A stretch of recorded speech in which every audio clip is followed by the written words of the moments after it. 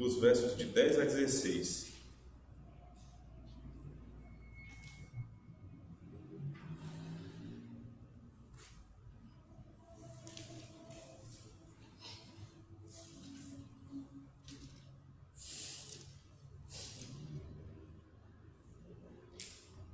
Vamos ler?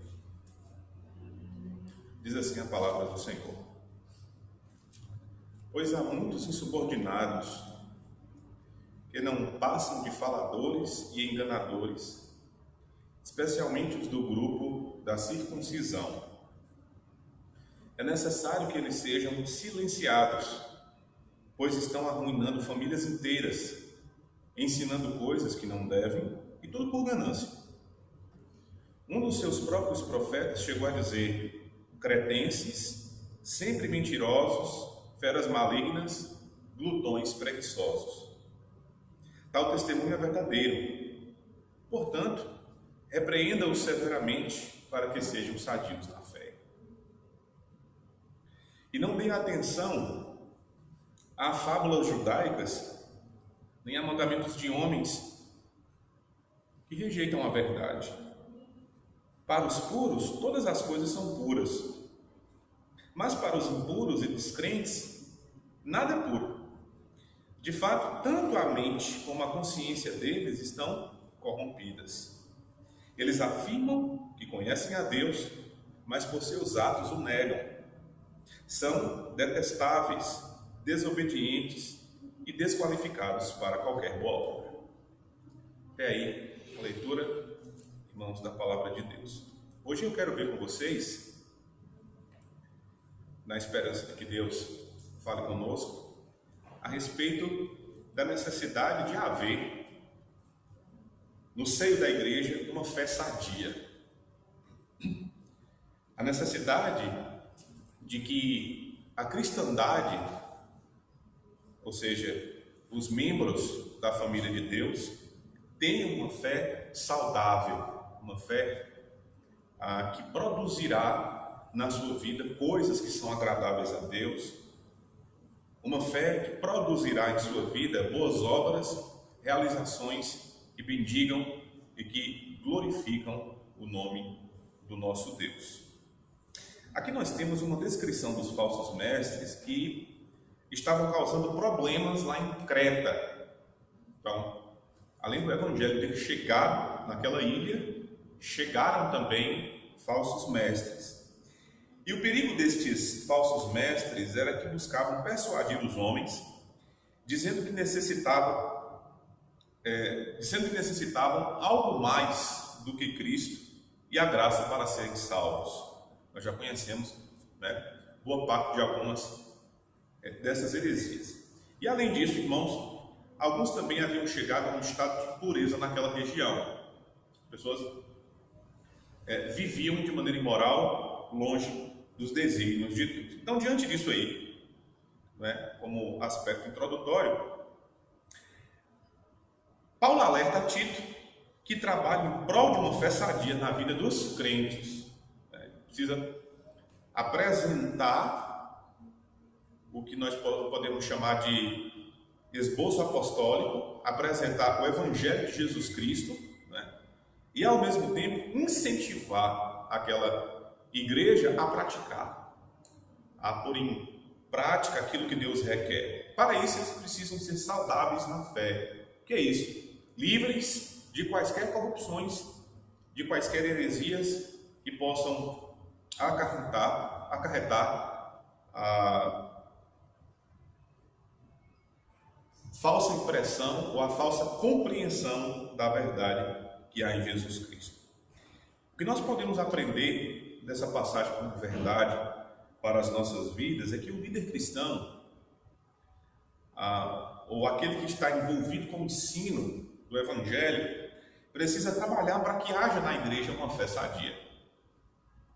Ele precisa pôr em prática, o seu chamado de guiar o rebanho de Deus no caminho de Deus. E assim, suscitar, fomentar, divulgar e fazer com que se prospere na igreja de Deus uma fé saudável.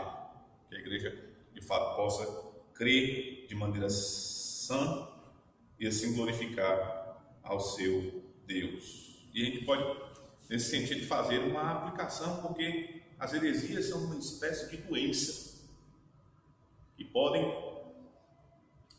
denegrir a imagem do Evangelho, que podem causar corrupções generalizadas no meio do povo de Deus e que, levando isso em consideração, traz grande prejuízo. Então, o pastor ou líder, em primeiro lugar, ele precisa promover a verdade. Versículos de 10 a 14. Para que a igreja viva bem, de maneira saudável diante do seu Deus, a liderança cristã precisa promover a verdade. Paulo, o tempo todo, nas duas últimas cartas que nós estudamos, fala a respeito disso para Timóteo. A fé, e mais especificamente a verdade, precisa ser defendida, ela precisa ser promovida, ela precisa ser, portanto, anunciada. Para que haja uma fé sadia na igreja, o pastor deve promover a verdade, torná-la conhecida, divulgá-la, inclusive e especificamente em face das heresias. Hoje nós estamos vivendo um tempo, como na época de Paulo, de grandes heresias. Sai uma coisa aqui, alguém escreve outra coisa acolá, um pastor midiático apresenta uma formulação teológica que parece que descobriu a roda, e nós de cá, diante de tudo isso, devemos continuar promovendo a verdade, para que então a igreja de Deus viva saudável na fé. Essas coisas aparecem, o povo gosta muito de novidade, mas nós continuamos mantendo a verdade bíblica. Nós conservamos aquilo que é saudável e que ajuda a igreja em tudo aquilo que ela precisa. Versículos 10 e 11. Aqui. Nós temos aí as características dos falsos mestres mencionadas pelo apóstolo Paulo. Em primeiro lugar, Paulo vai dizer aí que eles eram insubordinados. Verso 10, olha. Pois há muitos insubordinados. Essa palavra aqui, irmãos, se refere àqueles soldados infiéis que não queriam obedecer às ordens dos seus comandantes. Aquele cidadão que, ao ouvir a ordem, se recusava a pôr em prática.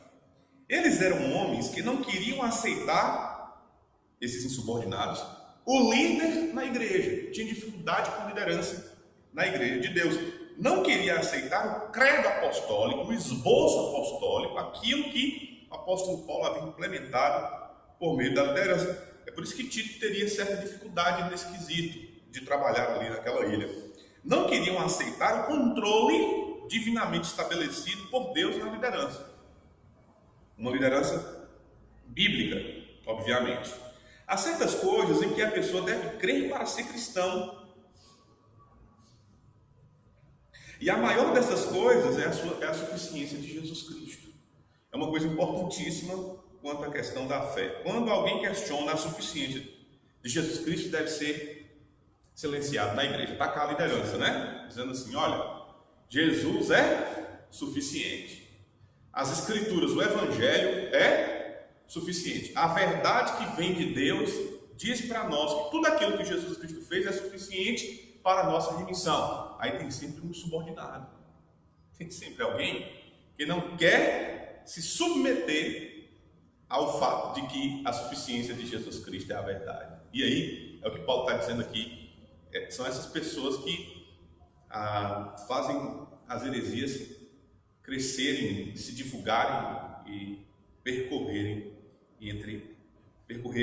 a igreja de Deus. Então, a intenção é essa, Tito, esses homens precisam ser silenciados com a pregação da verdade. Uma outra coisa aqui que Paulo destaca é que eles eram faladores, diz aí, pois há muitos insubordinados que não passam de faladores ou meros faladores. Essa palavra, traduzida aqui por faladores, estava associada à adoração pagã, irmãos. A ideia principal é que se refere a um tipo de adoração que não produz o bem na vida. É aquele tipo de adoração que não tem resultado. É aquele tipo de conduta, é aquele tipo de comportamento que não visa um propósito, né?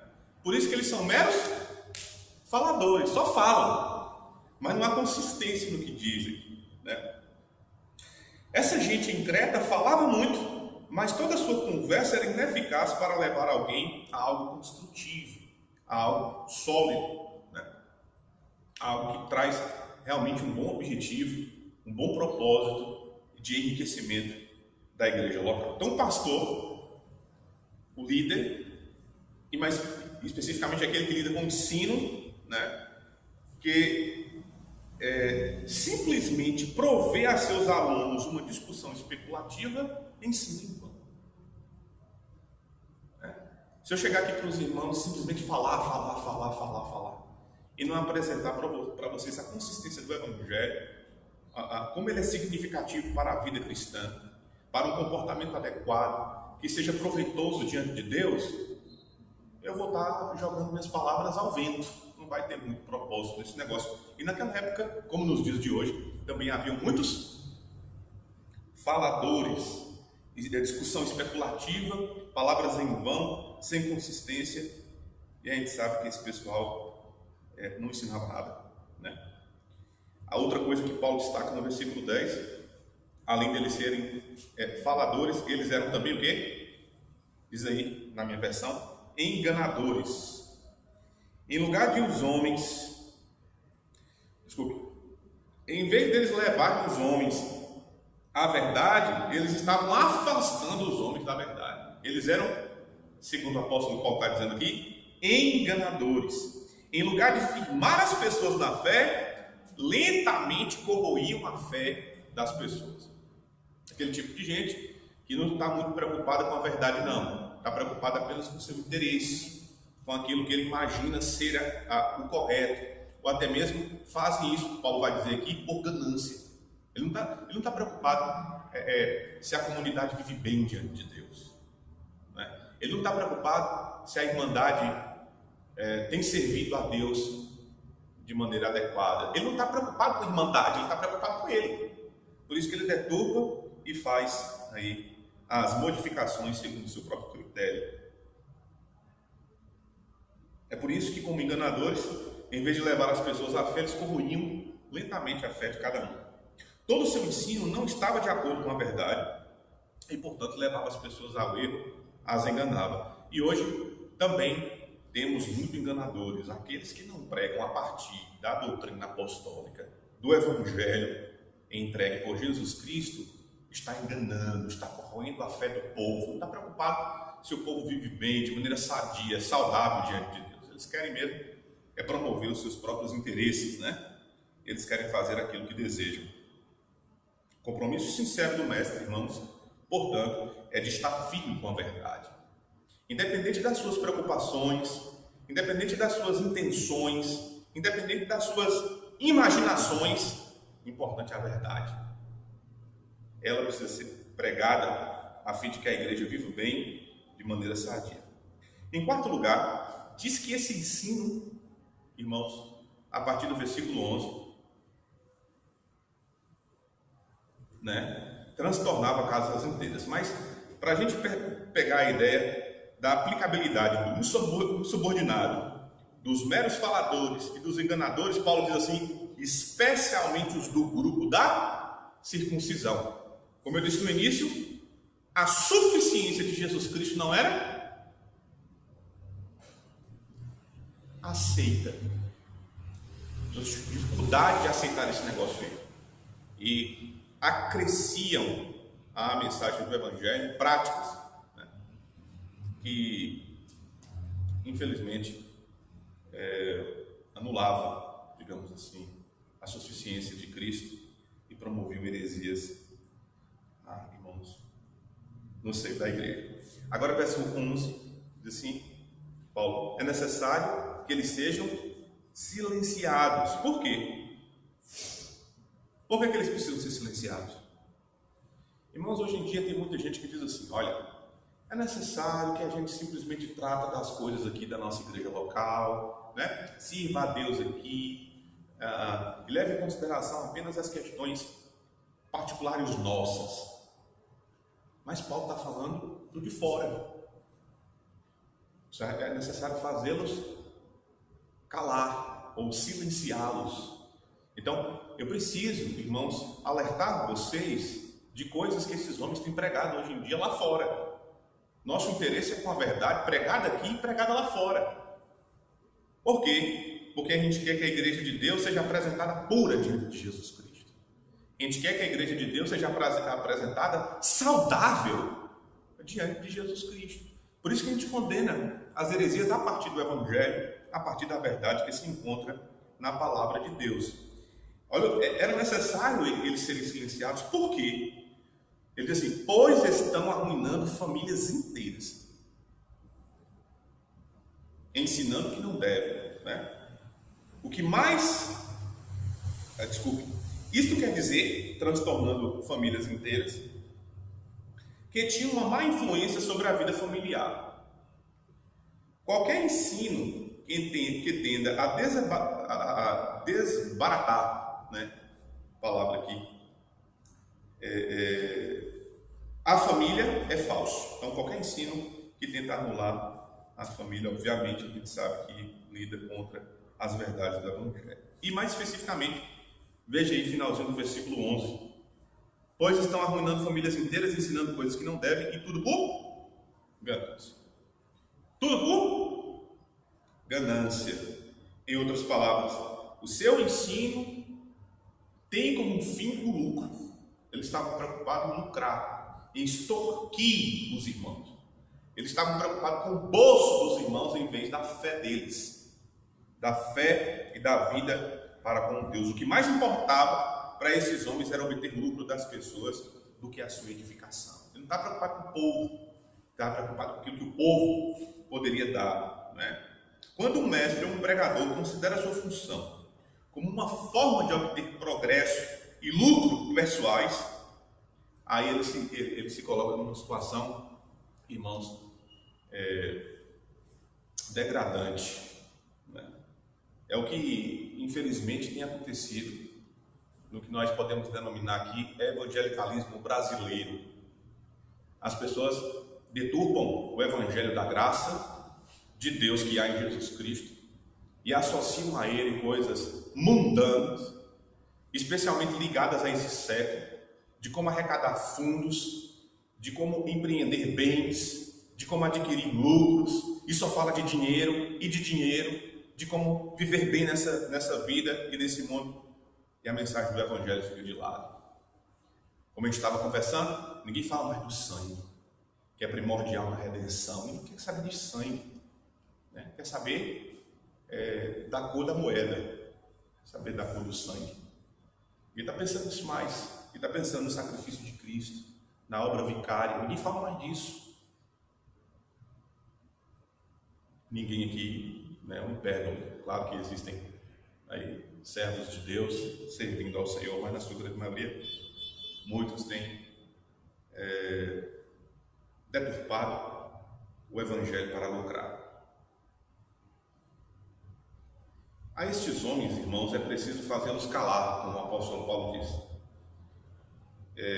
A maneira de combater o ensino falso é oferecer o verdadeiro e o único ensino que a vida cristã requer, que a vida cristã, portanto, precisa. Ainda nessa necessidade do pastor promover a verdade, veja o que Paulo diz aí no versículo de número 12.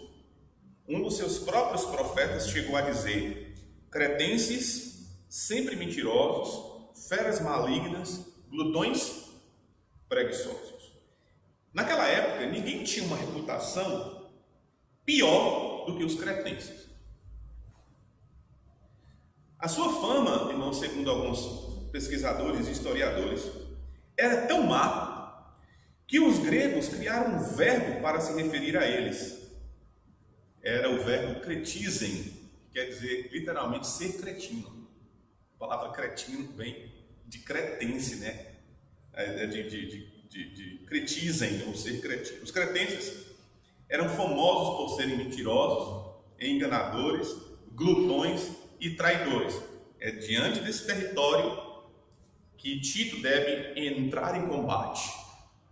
É ali que ele precisa pregar a verdade, porque a verdade é operosa na vida do povo. A verdade tem poder para transformar a vida do povo, independente, irmão, da sua situação moral, né? O Evangelho, Cristo, é suficiente para transformar pecadores, para falar a corações imorais, para, de fato, amolecer corações endurecidos e fazer com que as pessoas vivam para a glória de Deus. Ainda versículos 13 e 14, veja o que diz 13, tal testemunho é verdadeiro, Paulo diz. Portanto, repreenda-os severamente, para quê? Aqui a gente chega ao propósito da sentença. Por que o apóstolo Paulo está apresentando essas exortações para Tito? Diz aí, finalzinho do versículo 13. Repreenda-os severamente para que, ou com a finalidade de que sejam sadios na fé. Aqueles que eram mentirosos, aqueles que eram feras malignas, glutões preguiçosos, né, deveria ouvir a verdade e serem confrontados com a verdade, a fim de que tenham uma fé sadia. Enquanto a pessoa não for confrontada com a verdade, ela não pode viver saudável diante de Deus, irmãos, porque ela é pecadora. Há necessidade do confronto, do anúncio da verdade, da repreensão, conforme o apóstolo Paulo diz aqui para a gente no versículo 13, a fim de que as pessoas vivam de maneira sadia. Imagine, alguém está vivendo de maneira imoral dentro da igreja e a liderança cristã então não repreende segundo a verdade do Evangelho. O que vai acontecer? Aquilo vai piorar como uma doença, como uma gangrena, vai aumentar na vida da pessoa e vai ser pior, em vez dela viver de maneira sadia.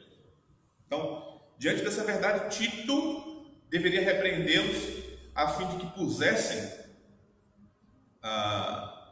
na vida uma saúde a partir da fé, a fim de que vivessem de maneira saudável, né?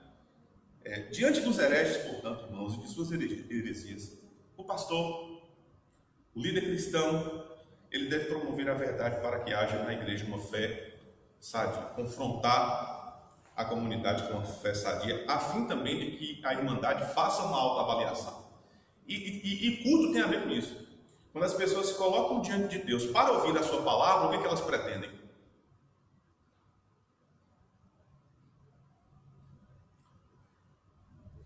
Elas pretendem fazer uma autoavaliação e ver o que precisa ser corrigido diante de Deus para a glória de Deus. E além do pastor promover a verdade, a partir do versículo 15, para que haja uma fé sadia na comunidade de Deus, o pastor precisa promover pureza. Versos 15 e 16.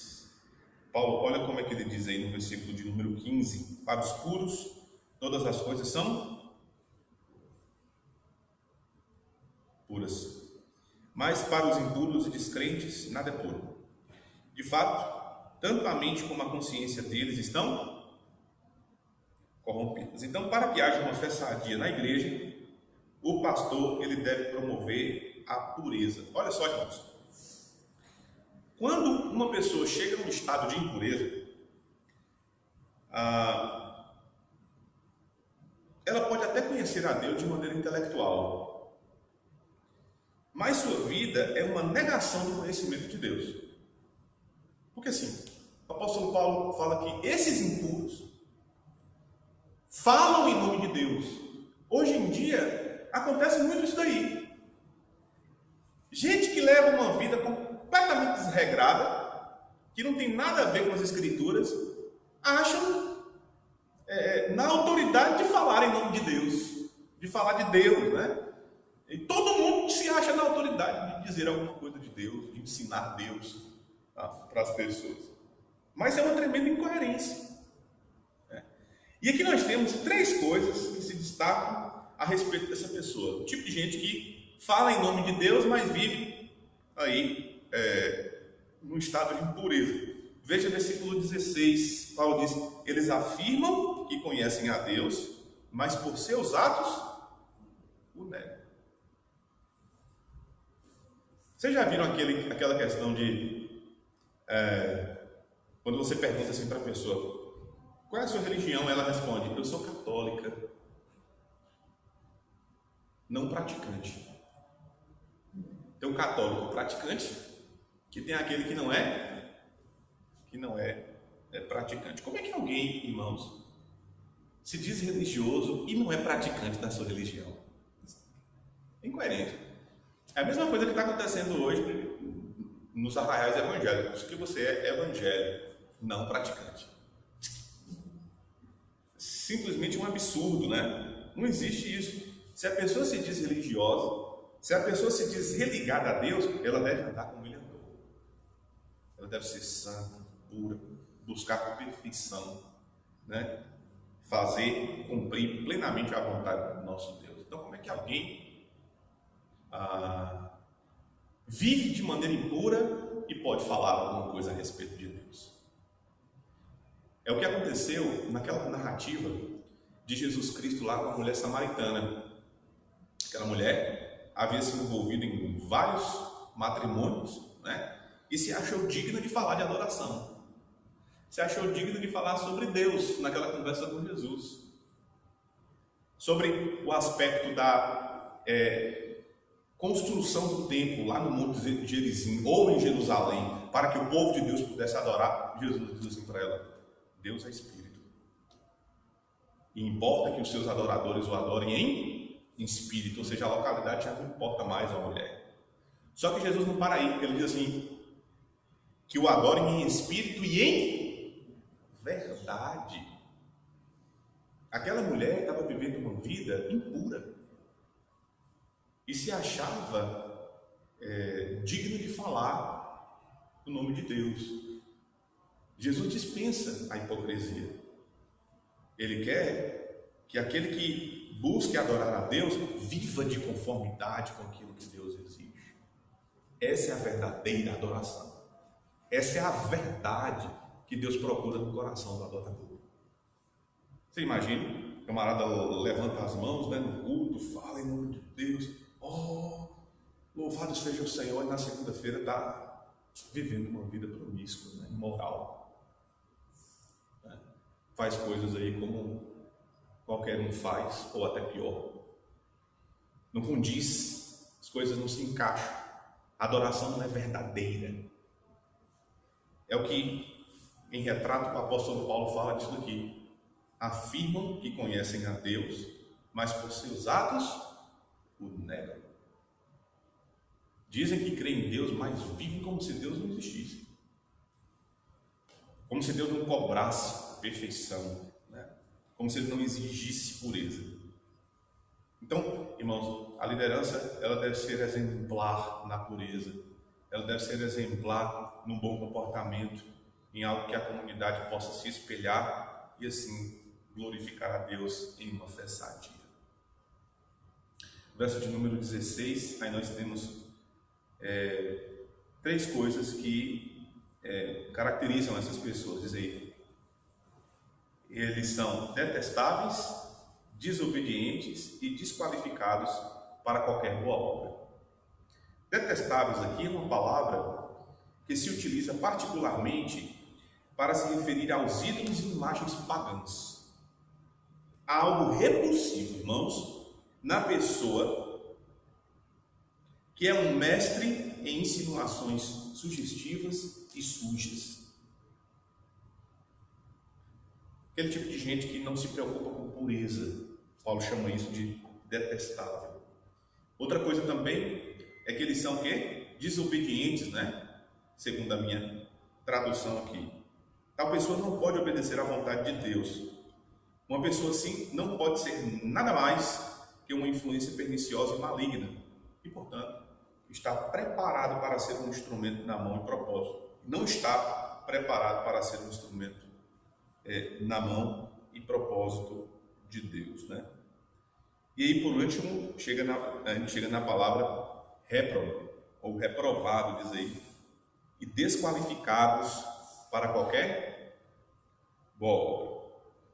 Essa expressão ela era usada, traduzida aqui por desqualificados, ela era usada, irmãos, para uma moeda falsificada, aquela que não tinha um peso equivalente, né, ao que apresentava. Ela era desqualificada, ela não era real, digamos assim. É usada para referir-se também a um soldado covarde que reage com covardia na hora da prova da batalha. A batalha começou, o que o soldado faz?